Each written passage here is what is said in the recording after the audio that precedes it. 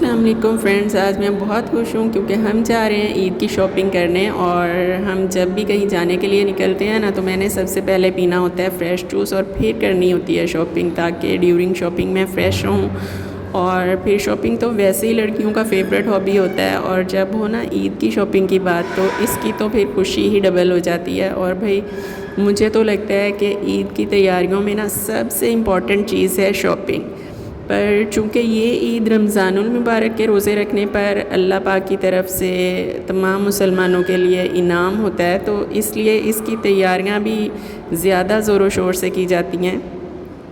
लेकिन चूँकि सहर व अफ्तार की तैयारियों में भी घर का बजट काफ़ी अपसेट हुआ होता है, तो ऐसे में ईद के ड्रेसेस और बाकी और बहुत कुछ जो ईद से रिलेटेड बाय करना होता है, तो उसका मज़ा तो यकीनन होता ही है। लेकिन जब इस महंगाई के दौर में बजट सोच से भी ज़्यादा ऊपर चला जाता है ना, तो फिर पता चलता है। पर जो भी हो, ईद कौन सा रोज़ रोज़ आनी होती है, और ईद तो नाम ही खुशियाँ समेटने और खुशियाँ बांटने का है। और ये सारी खुशियाँ जहाँ रोज़े और इबादतों से हासिल होती हैं, वहीं ईद की तैयारियां भी इन खुशियों का बायस बनती हैं। अगर हम थोड़ी सी प्लानिंग के साथ सारे खर्चे करें ना, तो कुछ हद तक इजी रहता है इस महंगाई में भी मैनेज करना। और चूंकि शॉपिंग तो लड़कियों और औरतों का भी फेवरेट काम है, इसलिए वो एक्सपर्ट होती हैं बार्गेनिंग करने में भी। लेकिन मैं सच बताऊं, मुझे बिल्कुल भी बार्गेनिंग करना नहीं आता, इसलिए मैं तो जाती ही उन जगहों पे हूँ कि जहाँ प्राइसेस फ़िक्स होती हैं। बस पसंद करो और उठा लो, कोई बहस करने की ज़रूरत ही ना पड़े। और जहाँ कहीं अगर कुछ चीज़ों में बार्गेनिंग करनी भी पड़े ना, तो मैं फिर शकील से कहती हूँ, क्योंकि वो काफ़ी अच्छी बार्गेनिंग कर लेते हैं। पर मैं तो भाई इस काम में नाड़ी ही हूँ। तो इस टाइम हम हैं एम्पोरियम मॉल में, जहाँ पे कि मैं सबसे पहले अपने लिए ड्रेसेस ले रही हूँ, क्योंकि फिर बाद में मैचिंग शूज़ और ज्वेलरी लेने में भी आसानी रहेगी। अगर आप गौर से सारी वीडियो में देखेंगे ना, तो आपको वाज़े पता चलेगा कि मैंने कौन कौन से ड्रेसेस बाय किए, और फिर आपने भी बताना है कि आपको इनमें से किस ब्रांड के कौन कौन से ड्रेसेस पसंद आए, ताकि हम देखें कि किस किस की जो चॉइस है वो सेम सेम है। यहाँ मैं ना आपको सिर्फ उन्हीं ब्रांड्स पे लेके जा रही हूँ कि जहाँ से मैंने ड्रेसेस बाय की है। और सच में इतनी महंगाई है कि अगर 3 पीस सूट है ना, तो वो आपको कम से कम 14,000 से स्टार्ट मिलेगा, और इसके बाद ऊपर वाली प्राइस की तो आप बात ही ना करें ना। और 2 पीस जो है वो कम से कम 8,000 से स्टार्ट हैं, और सिर्फ अगर आपने शर्ट बाय करनी है ना, तो वो कम से कम जो है वो 5,000 में अवेलेबल है। और फिर इससे महंगी आप जितनी मर्ज़ी ले लो, ये तो फिर आपकी अपनी लिमिट है भाई, कि आपने जो है वो आपके लिए क्या चीज़ अफोर्डेबल है। यानी अब 3 सूट तो इंसान एटलीस्ट लेगा ना ईद के लिए, क्योंकि 3 दिन ईद होती है। तो सोचें कि पर पर्सन फिर कहाँ पे बात जाती है। और वर्किंग लेडीज़ के पास तो इतना टाइम नहीं होता कि वो बार बार चक्कर लगाएं या सोच विचार करें, क्योंकि उनके पास तो सिर्फ एक संडे होता है कि जब उन्होंने घर के भी पेंडिंग काम करने होते हैं, और फिर ईद की शॉपिंग को भी उसी दिन मैनेज करना होता है। अच्छा, इंसान जितना मर्ज़ी कोशिश करे ना कि रमज़ान से पहले पहले ही सारे बाज़ारों के चक्कर पूरे करने हैं, फिर भी लाजमी बहुत कुछ निकल आता है रमज़ान में फिर से ख़रीदने के लिए। जैसे कि मैंने हमेशा की तरह इस बार भी रमज़ान से पहले ही अपने लिए ईद के तीनों ड्रेस ले लिए थे। अरहम और शकील का भी ड्रेस टेलर को दे दिया था, पर इसी दौरान हमारे स्कूल का एनुअल फंक्शन आ गया, तो एक वहाँ पहन लिया मैंने, और फिर एक अपनी वेडिंग एनिवर्सरी पे पहन लिया, और बाकी सिर्फ अब एक बचा था। इसलिए मुझे दोबारा से बाज़ारों के चक्कर लगाने पड़ रहे हैं। और इन दिनों तो रश भी इतना होता है कि जिससे मेरी वैसे ही जान जाती है। ऊपर से महंगाई का ये आलम है कि सोच के कुछ जाओ और लेके कुछ आओ। पर कोई बात नहीं, ईद कौन सा रोज़ रोज़ आती है, इसलिए घर से निकलते हुए ना या तो अपना क्रेडिट कार्ड साथ रखें या फिर कुछ एक्स्ट्रा पैसे ज़रूर रखें, वरना जो सोच के जाएंगे ना वो फिर हरगिज़ भी नहीं आएगा। बिकॉज़ प्राइसेस जो हैं वो पहले से डबल हो चुकी हैं हर चीज़ की। अच्छा, मेल्स के बिना मज़े हैं, सिर्फ सादा एक सूट सिलवाया और नहा कर पहन लिया, सिर्फ इससे ही उन पे सच में इतना रूप आ जाता है ना।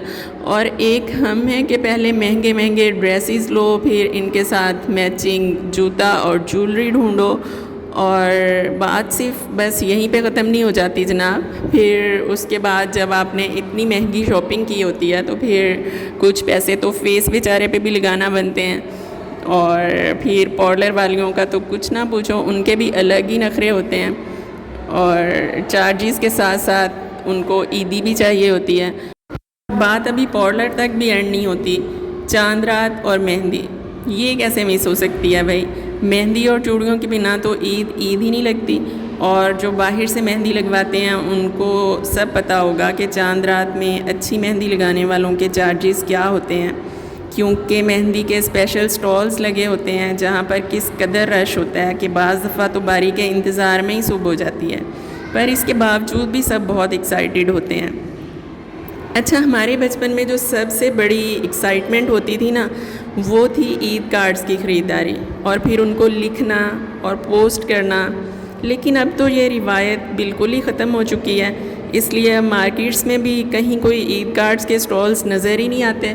वरना पहले तो तरह तरह के कार्ड से मार्केट्स भरी हुई होती थी और सब बड़े चाव से ईद कार्ड्स ख़रीद कर अपने इमोशंस का इजहार करते थे।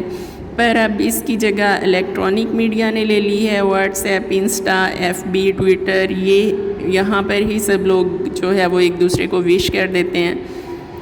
पहले अपनी फ्रेंड्स को ईद कार्ड्स के साथ चूड़ियाँ और मेहंदी देने की खूबसूरत रवायत थी, पर अब तो ऐसा कुछ भी नहीं है। लेकिन अगर आप में से कोई मुझे अभी भी ईदी देना चाहे, चूड़ियाँ, मेहंदी, तो वो दे सकता है भाई, नो प्रॉब्लम। अच्छा, एक और मज़े की बात कि ईद कार्ड्स के ऊपर कितने मज़े के अशार लिखा करते थे। बच्चों के लिए स्पेशल कार्टून्स वाले ईद कार्ड्स होते थे। इसके अलावा एक्टर और एक्ट्रेसेस के फ़ोटो वाले ईद कार्ड्स भी होते थे और पता नहीं कितनी किस्म के। अच्छा दोस्तों, अगर आपको ईद के मज़ेदार से अशार आते हो ना, तो आप सब ने कमेंट्स में ज़रूर शेयर करने हैं ताकि हम सब पढ़कर इंजॉय करें और पुरानी यादें भी इस तरह से ताज़ा हो जाएंगी। ज़्यादा फिरने के बाद ना प्यास भी शदीद लग रही है और मैं तो थक भी बहुत ज़्यादा गई हूँ, इसलिए थोड़ा सा रिफ़्रेश होने के लिए हमने यहाँ से पहले खाई है आइसक्रीम। और मुझे यहाँ की आइसक्रीम वैसे भी बहुत ज़्यादा पसंद है और सच में आइसक्रीम से तो क्या ही फ्रेश होना था, पर यहाँ जो थोड़ी देर बैठ के सुकून मिला है ना, उससे बहुत एनर्जी आ गई है। इसलिए अब हम फिर से लगे हैं यहाँ से कुछ ज्वेलरी और शूज़ वगैरह लेने। मुझे ना आफ्टर मैरिज आर्टिफिशियल ज्वेलरी पहनना बिल्कुल भी पसंद नहीं है, लेकिन फिर भी मैं देखती ज़रूर हूँ कि आजकल क्या ट्रेंड में है। और यहाँ पर तो वैसे ही बहुत क्यूट सी ज्वेलरी है, आपको भी यकीनन बहुत अच्छी लग रही होगी। और इसके बाद फिर हमने परफ्यूम्स भी देखे, क्योंकि परफ्यूम्स तो हम दोनों की ही कमज़ोरी हैं। तो हमने यहाँ से चेक किया कि अगर कोई अच्छा मिल जाए। और फिर परफ्यूम्स के बाद था सबसे मुश्किल तरीन काम, यानी मुझे बाय करने थे जूते। और अपने पाँव के साइज़ का अच्छा खूबसूरत जूता ढूंढना ना, यकीन करें इतना मुश्किल काम है, क्योंकि जहाँ जूता पसंद आ रहा है वहाँ पाँव का साइज़ अवेलेबल नहीं है, और जहाँ पाँव में फ़िट आ जाए कोई जूता तो वो दिल को नहीं लग रहा। लेकिन मुझे करनी है अपने ड्रेस के साथ मैचिंग भी, तो मेरे पास जो कलर चॉइस है वो भी ज़्यादा नहीं है, तो इसलिए भी कुछ डिफ़िकल्टी हो रही है। क्योंकि पूरा लिबर्टी घूमने के बाद और मींस के लिबर्टी की ईच एंड एवरी आउटलेट को ट्राई करने के बाद तो मुझे एक जो है वो ड्रेस के साथ मैचिंग जूता मिल ही गया है और पाँव में भी कुछ पूरा आ गया है। इसके साथ साथ मुझे एक चप्पल भी लेनी है जो कि मैं बाद में देखूंगी वॉशरूम के लिए, पर यहाँ मुझे ट्रांसपेरेंट वाला जूता जो है वो अच्छा लगा, जबकि शकील को एक दूसरा अच्छा लगा था। फिर मैंने दोनों पाँव में एक एक पहना और शकील से पूछा कि आप बताएं कौन से वाला बेहतर लग रहा है। अब पता नहीं उन्होंने मेरा दिल रखने को कहा या सच में ट्रांसपेरेंट वाला ही ज़्यादा सूट कर रहा था पाँव में, तो उन्होंने कहा कि ट्रांसपेरेंट वाला ले लो, वो बेहतर है। चलें आप भी बताएं कि कौन से वाला ज़्यादा बेहतर है। अब ये मत कह देना कि दोनों में से कोई भी नहीं, क्योंकि बहुत मुश्किल से ढूंढा है मैंने। ट्राई कर रही थी वॉशरूम के लिए कोई अच्छी चप्पल, और यहाँ भी सेम कहानी है। ये ब्लैक वाली कुछ पाँव में मुझे पूरी थी, क्योंकि घर की चप्पल कभी भी छोटी नहीं लेनी चाहिए वरना पाँव ख़राब हो जाते हैं, और मुझे यहाँ ब्राउन वाली ज़्यादा अच्छी लगी है। बट ये पाँव में कुछ ख़ास पूरी नहीं आ रही, इसलिए मजबूरन मुझे ब्लैक ही लेना है। और पता है, घर से सोच के आई थी कि मैंने स्कूल में पहनने के लिए भी कोई ख़ूबसूरत से शूज़ लेने हैं, क्योंकि पहले वाले पहन पहन के ना मेरा दिल अब भर चुका है। और शूज़ की प्राइसेस तो कुछ ज़्यादा ही हाई हैं भाई। आप यकीन करेंगे कि जो मुझे कुछ थोड़े से बेहतर लग रहे हैं ना, वो भी 8000 से स्टार्ट हो रहे हैं। मतलब इतना भी अब क्या कहो भाई। लेकिन सच बताऊं तो मैंने देखे तो बहुत ज़्यादा, लेकिन बहुत ज़्यादा अपीलिंग मुझे कोई भी नहीं लगा। इसलिए मैंने सोचा है कि अभी मैं इनकी तलाश जारी रखूँगी, क्योंकि मुझे ये लग रहा है कि ईद की वजह से इन जूतों का डिस्प्ले फ़िलहाल बहुत कम है, और ईद के बाद आराम से बाय करने निकलूँगी।